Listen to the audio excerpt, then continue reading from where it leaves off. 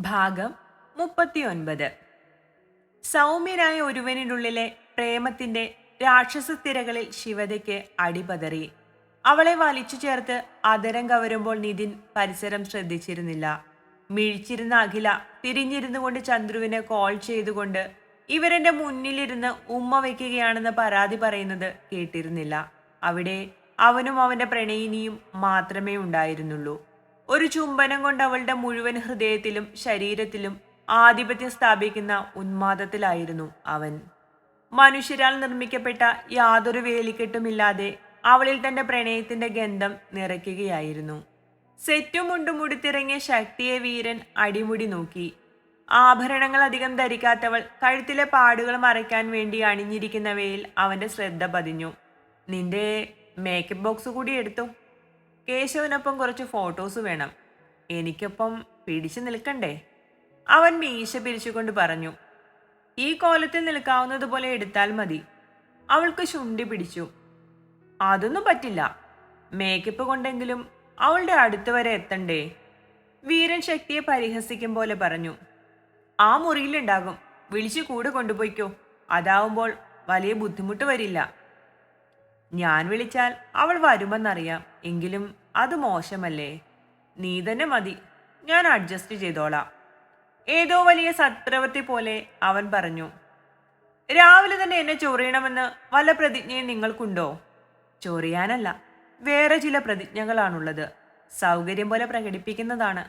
തൽക്കാലം വാശി കാണിക്കാതെ പറഞ്ഞതെടുത്തിട്ട് വാ. സൗകര്യമില്ല. അവനോട് എതിർത്ത് പറഞ്ഞിട്ട് അവൾ മുറിയിലേക്ക് തിരിഞ്ഞു കയറി. അവൻ പറഞ്ഞതെല്ലാം കയ്യിലെടുത്തു പിടിച്ചു. ഭയന്നിട്ടൊന്നുമല്ല. ഇതുകൊണ്ട് അവന് മറ്റെന്തോ ഉദ്ദേശമുണ്ടെന്ന് അവൾക്ക് മനസ്സിലായതുകൊണ്ടാണ്. ശക്തി താഴെ എത്തുമ്പോൾ ഡൈനിങ് ടേബിളിൽ വെച്ചിരുന്ന പഴക്കൂടയിൽ നിന്ന് ഓറഞ്ച് എടുക്കുന്നവനെ അവൾ മുഖം ചുളിച്ചു നോക്കി. ഇതെന്തിനാ ഇത്ര രാവിലെ? വെറുതെ ഇരിക്കട്ടെ. നീ ഇത്ര മോഹിപ്പിക്കുന്ന രീതിയിലല്ലേ. എനിക്കെന്തെങ്കിലും തോന്നിയാലോ? കുറച്ചു മുമ്പേ നിങ്ങളുടെ മറ്റവളുടെ അത്രയും വരുന്നില്ലെന്നായിരുന്നു. പക്ഷേ ഇതിനൊന്നും ഒരു കുറവുമില്ല. ശക്തി പല്ല് കടിച്ചു. അവൻ കണ്ണിറുക്കി അവളുടെ കയ്യിലേക്ക് ഓറഞ്ച് നൽകി മുണ്ടിന്റെ തുമ്പെടുത്ത് പിടിച്ചുകൊണ്ട് മുന്നോട്ട് നടന്നു. പാലാഴിയുടെ ഗേറ്റ് കടന്നതും അവൻ വണ്ടി സൈഡിൽ ഒതുക്കി ഓറഞ്ച് വേഗത്തിൽ പൊളിച്ചു. കാര്യം മനസ്സിലാവാതെ മിഴികൾ വിടർത്തിയിരുന്നവളുടെ നേർക്ക് അവൻ ആ ഓറഞ്ച് തൊലിയുടെ നീര് തെറിപ്പിച്ചു. കണ്ണുകൾ നീറിപ്പുകഞ്ഞ് ഒരലർച്ചയോടെ ശക്തി മുഖം വെട്ടിച്ചു. വീരൻ അവളുടെ കൈകളിൽ പിടിച്ചു വെച്ചു. ഛേ, വിട്ടേ ഭദ്രേട്ടാ. നിങ്ങൾക്ക് ഭ്രാന്ത് പിടിച്ചോ? അവൾ പിടഞ്ഞുകൊണ്ട് ശബ്ദമുയർത്തി. നീറ്റിലൊന്നടങ്ങിയപ്പോൾ സ്കൂൾ കുട്ടിയുടെ കുറുമ്പ് പിടിച്ച മുഖവുമായി വീരൻ ചിരിയോടെ ഇരിക്കുന്നുണ്ട്. രണ്ട് കൈകൊണ്ട് കണ്ണ് തിരുമ്പി വിട്. എന്നിട്ട് ഇട്ടിരിക്കുന്ന ആഭരണങ്ങളെല്ലാം ഊരി മാറ്റിയിട്ട് മുറിവിന് മുകളിൽ നീയിട്ട ഫൗണ്ടേഷനും തുടച്ചുകളാ. അവൻ പറയുന്നത് കേട്ട് ശക്തി നെറ്റി ചുളിച്ചു. അനുഗ്രഹം വരും. അവൾ നിന്നെ കാണാൻ ആഗ്രഹിക്കുന്ന രീതിയിൽ നീ മുന്നിലുണ്ടാവണം. അവൻ ഗൗരവത്തോടെ പറഞ്ഞു. നിങ്ങളുടെ കാമുകി വരുന്നതിന് ഞാൻ എന്തിനിങ്ങനെയെല്ലാം ചെയ്യണം? ശക്തിക്ക് നല്ല ദേഷ്യം തോന്നിയിരുന്നു. അത് പ്രകടവുമായി. ആദ്യ കാഴ്ചയിൽ അവൾക്ക് തോന്നണം നീ അവളുടെ അത്രയും ബാഹ്യ സൗന്ദര്യമുള്ളവളല്ലെന്ന്. മറ്റൊന്ന്, നിന്റെ രൂപം കൊണ്ട് ഞാൻ നൽകുന്ന സ്ഥാനവും ഊഹിക്കണം. എന്നാൽ പിന്നെ നിങ്ങളൊരു ചെണ്ട കുട്ടി വഴിനീളെ നടന്നൊരു പ്രദർശനം നടത്താമായിരുന്നു. അത് നല്ല ഐഡിയ ആണല്ലോ. വീരൻ ആലോചിക്കുന്നത് പോലെ കണ്ണിറുക്കി. അവന്റെ സംസാരത്തിൽ ആകെ ചൊറിഞ്ഞിരുന്ന ശക്തി കയ്യിലിരുന്ന ഓറഞ്ച് തൊലി അവന്റെ കണ്ണിന് നേരെ ഉയർത്തി ഞെരിച്ചു. ശക്തി അറിഞ്ഞ നീറ്റലിന്റെ സുഖം അവനും അറിഞ്ഞു. പല്ല് കടിച്ചവൻ അവളുടെ കയ്യിൽ അമർത്തി പിടിച്ചു. ഒപ്പം അവന്റെ നാവിൽ നിന്ന് വികട സരസ്വതിയും വിരുന്നെത്തി. ഇത് ഞാനും നിങ്ങളെ വിളിക്കട്ടെ? ആദ്യം എന്നോട് ഈ ചെറ്റത്തരം കാണിച്ചത് നിങ്ങളല്ലേ? ശക്തി ഒട്ടും അയഞ്ഞു കൊടുത്തില്ല. അതുകൊണ്ട് തന്നെ വീരൻ അയഞ്ഞു കൊടുത്തു. അവന്റെ ജീവിതത്തിൽ അനുഗ്രഹിക്ക് ശേഷം അവനൊരു പെണ്ണിന് മുമ്പിൽ ഭാഗികമായിട്ടെങ്കിലും താഴുന്നുണ്ടെങ്കിൽ അത് ശക്തിയുടെ മുന്നിലാണ്. ഓക്കെ, നമുക്കല്പം സീരിയസ് ആകാം. അന്നത്തെ ആ പ്രശ്നത്തിനിടയിൽ ആരാണ് മോഷണം നടത്തിയതെന്ന് കണ്ടെത്താൻ അവൾ ജീവനത്തു നിന്നിറങ്ങണം. അതിനൊരു പ്രതീക്ഷ വേണം. ഞാനെന്ന പ്രതീക്ഷ.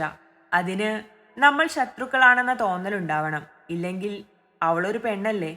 സ്വന്തം നിലനിൽപ്പിന് വേണ്ടി ഇനിയും സ്വാർത്ഥയായെന്ന് വരാം. പലതും മറച്ചു വെച്ചുകൊണ്ട് അവൻ പറഞ്ഞു. മനസ്സിലായില്ല?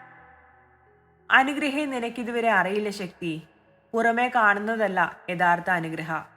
പാർവതിയോടുള്ള സ്നേഹം കൊണ്ടോ അവൾ പ്രസവിച്ച മകനോടുള്ള മാതൃവാത്സല്യം കൊണ്ടോ തന്റെ കഴുത്തിൽ ഒരു താലി വീണു പോയതുകൊണ്ടോ അല്ല 7-8 കൊല്ലം അവൾ ജീവനത്ത് സഹിച്ചു നിന്നതെന്ന് എൻ്റെ മനസ്സ് പറയുന്നുണ്ട്. സത്യം കണ്ടെത്താൻ അവൾ കൂടെ വേണം. അതിനവൾക്ക് പുതിയ പ്രതീക്ഷകൾ വേണം. നവവധുവിൻ്റെ യാതൊരു ഭാവവുമില്ലാതെ നീ ഉണ്ടാകണം. അഭിനയമാണ് ശക്തി നമുക്ക് വേണ്ടത്. അനു എന്തിനെന്നെ ചതിച്ചെന്നോ ഇന്നും അവളുടെ ലക്ഷ്യമെന്തെന്നോ എനിക്കറിയില്ല. എല്ലാം ഊഹങ്ങളാണ്. അതേറെക്കുറെ ശരിയാണെന്ന് ഞാൻ വിശ്വസിക്കുന്നുമുണ്ട്. ശരിക്കും എന്താണ് നിങ്ങൾക്ക് നഷ്ടമായത്? മഹാദേവന് ചാർത്തിയിരുന്ന വിലപിടിപ്പുള്ള ആഭരണങ്ങൾ. അതിൻ്റെ ഉത്തരവാദിത്തം എന്നിലാണ്. ഞാൻ മൂലമാണ് അത് നഷ്ടമായത്. ഞാൻ തന്നെ അത് വീണ്ടെടുത്ത് കൊടുക്കണം. പക്ഷേ എല്ലാ വർഷവും ആ ചടങ്ങ് നടക്കുന്നുണ്ടല്ലോ. ഉണ്ട്, അതൊക്കെ ഡ്യൂപ്ലിക്കേറ്റ് ആണ്. ഇക്കാര്യം കുറച്ചു പേർക്ക് അറിയാമെങ്കിലും പുറത്തേക്ക് അറിയിച്ചിട്ടില്ല. ക്ഷേത്രസ്വത്തിന്റെ വലിയൊരു ഭാഗം കൊള്ളയടിക്കപ്പെട്ട് കഴിഞ്ഞതാണ്. ഇതും കൂടി നഷ്ടപ്പെട്ടതറിഞ്ഞാൽ നാട്ടുകാർ അടങ്ങിയിരിക്കില്ല. ദേവകി ജീവന്റെ അച്ഛൻ്റെ ആളാണ്. അവരിവിടേക്ക് വന്ന ശേഷം നടന്ന സംഭവങ്ങളാണ് ഇതെല്ലാം. തീർച്ചയായും അവരും നമ്മുടെ വീട്ടിൽ ആഭരണങ്ങൾ തിരയുന്നുണ്ടാവും.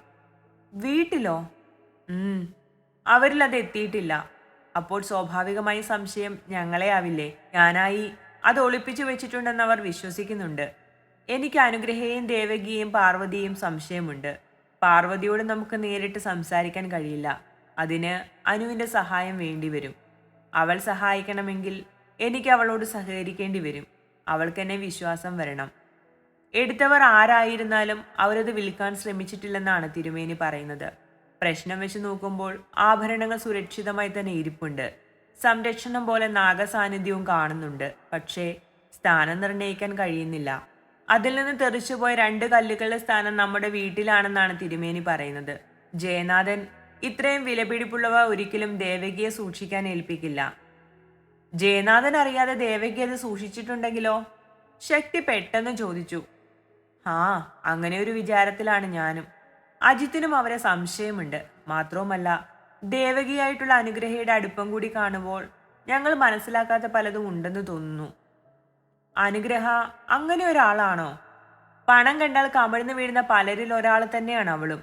എനിക്കൊപ്പം ചേർന്ന് നിന്നുകൊണ്ട് ക്ഷേത്രത്തിലെ സ്വത്ത് വിവരങ്ങൾ അവൾ പലപ്പോഴും തിരക്കിയിട്ടുണ്ട്. അനുവിൻ്റെ വീട് സാമ്പത്തികമായി പിന്നോക്കം നിൽക്കുന്നതാണ്. അവളുടെ സ്വപ്നങ്ങൾ വലുതായിരുന്നു. വ്യക്തമായ കണക്കുകൂട്ടലുകളുള്ള പെണ്ണാണ് അനുഗ്രഹ. പിന്നെ അരുൺ, അവനും മോശമല്ല. അന്ന് അവൾ തെറ്റുകൾ ഏറ്റുപറഞ്ഞുകൊണ്ട് പാർവതിയെ കൂട്ടാൻ വന്നപ്പോൾ അമ്പലത്തിൽ വെച്ചാണ് പാറുവിന്റെ കാര്യങ്ങൾ അറിഞ്ഞതെന്നും എന്നോടുള്ള ദേഷ്യം കൊണ്ട് വിളിച്ചു കൂവിയതാണെന്നും വ്യക്തമാക്കിയിരുന്നു.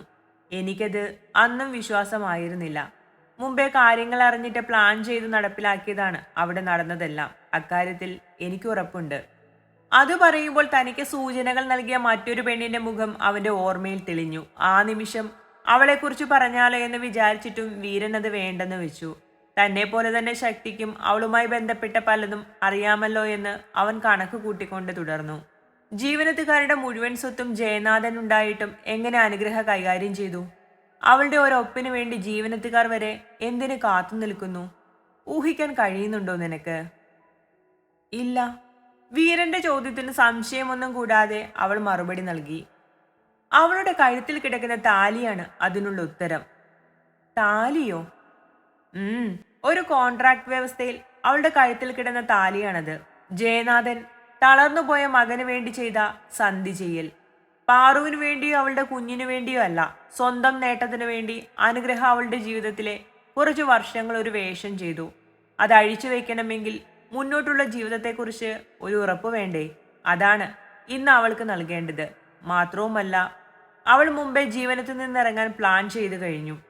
രഹസ്യങ്ങൾ ഇനിയുമുണ്ട്. എല്ലാം കൂടി പറഞ്ഞാൽ നീ താങ്ങില്ല. ഞാൻ പറഞ്ഞതുപോലെ ശോകഭാവത്തിൽ എനിക്ക് പിന്നാലെ കയറണം. അവൾക്ക് ഡയലോഗ് പറഞ്ഞു തീർക്കാനുള്ള സമയം നൽകണം. അവൾ പറയുന്നതൊക്കെ നിന്നെ വേദനിപ്പിച്ചെന്ന് തോന്നലുണ്ടാക്കണം. മറുപടി ആവശ്യമുള്ളിടത്ത് മാത്രം നൽകുന്ന ശക്തിശ്രീ ആയിരിക്കണം നീ. ജീവനത്തു നിന്ന് അനുഗ്രഹം ഇറങ്ങി വരുന്നത് എവിടേക്കാണ്? പാലാഴിയിലേക്കാണോ? അവൾക്ക് ചോദിക്കാതിരിക്കാൻ കഴിഞ്ഞില്ല. എവിടേക്കായാലും നീ കരയേണ്ടി വരും ശക്തി. ആ വാക്കുകളിൽ പല ധ്വനികൾ നിറഞ്ഞിരുന്നു. പോകാം. ആഭരണങ്ങൾ ഊരി തുടങ്ങിയവളെ നോക്കി വീരൻ ചോദിച്ചു. അവൾ സമ്മതം പോലെ മൂളി. ഈ നാടകത്തിനിടയിൽ അവൾ നമുക്കിടയിൽ കടന്നുകൂടും അല്ലേ? അതിലപ്പുറവും സംഭവിക്കും, വീരൻ ചിരിയോടെ പറഞ്ഞു. എന്നുവെച്ചാൽ? എന്നുവെച്ചാൽ വീരൻ താളത്തിൽ പറഞ്ഞുകൊണ്ട് സ്റ്റിയറിംഗിൽ വിരൽ തട്ടി അവളെ നോക്കി. ഒരിക്കൽ സ്നേഹിച്ച പെണ്ണ്, താലികെട്ടി കൂടെ കൂട്ടാൻ മോഹിച്ചവൾ, ആദ്യമായി ഞാൻ ചുംബിച്ചവൾ, ഇന്നും എന്നെ മാത്രം മനസ്സിൽ നിറച്ചവൾ. അവൻ പറഞ്ഞു പൂർത്തിയാക്കും മുന്നേ അവർ ക്ഷേത്രത്തിലെത്തിയിരുന്നു. ശക്തി അവനെ കാത്തു നിൽക്കുക പോലും ചെയ്യാതെ ദേഷ്യത്തിൽ ഇറങ്ങിപ്പോയി. ഭദ്രകാളി, ചിരിയോടെ പറഞ്ഞുകൊണ്ടവൻ ഷർട്ടഴിച്ചു മാറ്റി മേൽമുണ്ട് പുതച്ച് പുറത്തേക്ക് ഇറങ്ങി. അതിരാവിലെ ആയതിനാൽ തിരക്ക് നന്നേ കുറവായിരുന്നു. ശക്തി അകത്തേക്ക് കയറി അല്പം കഴിഞ്ഞാണ് വീരൻ കയറിയത്. അവരെ കാത്തുനിന്ന അനുഗ്രഹയുടെ മിഴികൾ ആ കാഴ്ചയിൽ തന്നെ തിളങ്ങിയിരുന്നു. അവൾ ശക്തിയെ സൂക്ഷിച്ചു നോക്കി. കരഞ്ഞു കലങ്ങിയ മിഴികളും ഒഴിഞ്ഞ കഴുത്തും അവളിൽ കൂടുതൽ ആത്മവിശ്വാസം ജനിപ്പിച്ചു. വീരനെ കണ്ടപ്പോൾ അവന്റെ അടുത്തേക്ക് പോകാൻ ഹൃദയം തുടിച്ചിട്ടും അനു തന്റെ മനസ്സിനെ അടക്കി പിടിച്ചു. ശക്തി മഹാദേവന് വലം വെച്ച ശേഷം കാവിനെ ലക്ഷ്യമാക്കി നടക്കുമ്പോൾ അനുഗ്രഹ അവളുടെ പിന്നാലെ കൂടി. ഇയാളൊന്ന് നിന്നേ. അനുവിന്റെ ശബ്ദം കേട്ട് ശക്തി മുഖം ചുളിച്ച് അവളെ നോക്കി. എന്നെ അറിയുമോ? ഇന്നലെ കണ്ടിരുന്നതല്ലേ? അല്ലാതെ അറിയില്ലേ? ശക്തി അവൾ ഉദ്ദേശിക്കുന്നത് മനസ്സിലായിട്ടും അറിയാത്ത ഭാവത്തിൽ നെറ്റി ചുളിച്ചു. വീരനൊന്നും പറഞ്ഞിട്ടില്ലേ? വീരൻ പലതും പറഞ്ഞിട്ടുണ്ട്, പറയുന്നുമുണ്ട്. അതിൽ നിങ്ങൾ ഏത് കാര്യമാണ് ഉദ്ദേശിക്കുന്നത്? അവളുടെ ആ ധാർഷ്ട്യം അനുവിന് തീരെ ഇഷ്ടമായില്ല. വീരന്റെ പ്രണയത്തെക്കുറിച്ച് നിന്നോട് പറഞ്ഞിട്ടില്ലേ? ആ പ്രണയം ഞാനാണ്, അനുഗ്രഹ. കണ്ടതിൽ സന്തോഷം, ശക്തി അത്രമാത്രം പറഞ്ഞു. നിനക്കത്ര സന്തോഷമില്ലെന്ന് നിന്നെ കാണുമ്പോൾ തന്നെ അറിയാമല്ലോ. പാലാഴിയിൽ വീരഭദ്രസേനന്റെ ഭാര്യയ്ക്ക് തീരെ എടുപ്പില്ല. ഞാനൊരു നെറ്റിപ്പട്ടം പറഞ്ഞിട്ടുണ്ട്, കിട്ടുമ്പോൾ വരാം, അന്ന് മാർക്കിട്ടാൽ മതി. ശക്തി കാവിലേക്ക് കയറി തൊഴുതു. അഹങ്കാരി, പല്ലും ഞെരിച്ചുകൊണ്ട് അനു ഉരുവിട്ടു. ശക്തി തിരികെ ഇറങ്ങി വരുമ്പോഴും അനു അവിടെ തന്നെ നിന്നിരുന്നു. എത്ര അഹങ്കാരം കാണിച്ചാലും എന്റെ സേന നിന്റെയാവില്ല. അതിനുള്ള ഏറ്റവും വലിയ തെളിവല്ലേ നിന്റെ ഒഴിഞ്ഞ കഴുത്തും വാടിയ മുഖവും. എനിക്ക് മറ്റൊരാളുടെ കൈയടക്കി വെച്ച ശീലമില്ല. തന്റെ സേനനെ ഞാൻ തട്ടിയെടുത്തിട്ടുമില്ല. അയാൾ അവിടെ ഉണ്ടാകും, നേരിട്ട് പോയി സംസാരിക്കൂ. അല്ലാതെ എനിക്ക് പിന്നാലെ വെല്ലുവിളിച്ചുകൊണ്ട് നടന്നിട്ടെന്താ കാര്യം? ഈ സാരിത്തുമ്പിൽ ഞാൻ കെട്ടിയിട്ടിട്ടില്ല താനിങ്ങനെ എനിക്ക് പിന്നാലെ നടക്കാൻ. അങ്ങനെയൊന്നും നിനക്ക് വീരനിൽ ഒരവകാശവും ഉണ്ടാകാൻ പോകുന്നില്ല. വീരൻ എന്നെ മാത്രമേ സ്നേഹിച്ചിട്ടുള്ളൂ. എനിക്ക് മാത്രമേ താലി പണിയിച്ചിട്ടുള്ളൂ. അത് എൻ്റെ നെഞ്ചിൽ വൈകാതെ വന്നു ചേരും. ലീവിങ് ടുഗദർ എന്ന പേരിൽ കുറെ കാലം അവൻ്റെ ഒപ്പം കഴിഞ്ഞതിൻ്റെ പേരിലാണ് നീ അവനെ ചതിച്ച് സ്വന്തമാക്കിയതെന്ന് എനിക്കറിയാം. അതൊന്നും ഒരിക്കലും നിലനിൽക്കില്ല. അവൻ്റെ പ്രണയം തുടങ്ങിയത് എന്നിലാണ്, അവസാനിക്കുന്നതും അങ്ങനെ തന്നെ ആയിരിക്കും. കിടന്നു കൊടുത്താൽ എന്തും സാധിച്ചെടുക്കാമെന്ന വിചാരമുണ്ടായിരിക്കും നിനക്ക്. ശക്തിക്ക് ആ വാക്കുകളിൽ കടുത്ത അപമാനം തോന്നിയിട്ടും അവൾ പ്രതികരിച്ചില്ല. എൻ്റെ മനസ്സും ശരീരവും ഇന്നും വീരനായി ഞാൻ കാത്തു സൂക്ഷിക്കുന്നുണ്ട്. നാളെ ഞാനോ നീയോ എന്നൊരു തെരഞ്ഞെടുപ്പ് വേണ്ടി വന്നാൽ നിന്റെ സ്ഥാനം മനസ്സിലാക്കി പെരുമാറാൻ വേണ്ടിയാ ഇത്രയൊക്കെ പറഞ്ഞത്. വൈകാതെ തന്നെ നീ പാലാഴിയിൽ നിന്നിറങ്ങും. വീരന്റെ കൈ പിടിച്ച് ഞാൻ അവിടേക്ക് വരികയും ചെയ്യും. ഇയാളൊന്ന് മാറിയിരുന്നെങ്കിൽ എനിക്ക് പോകാമായിരുന്നു. അതൊന്നും കേൾക്കാത്ത ഭാവത്തിൽ ശക്തി അക്ഷമ പൂണ്ടു. തുടരും.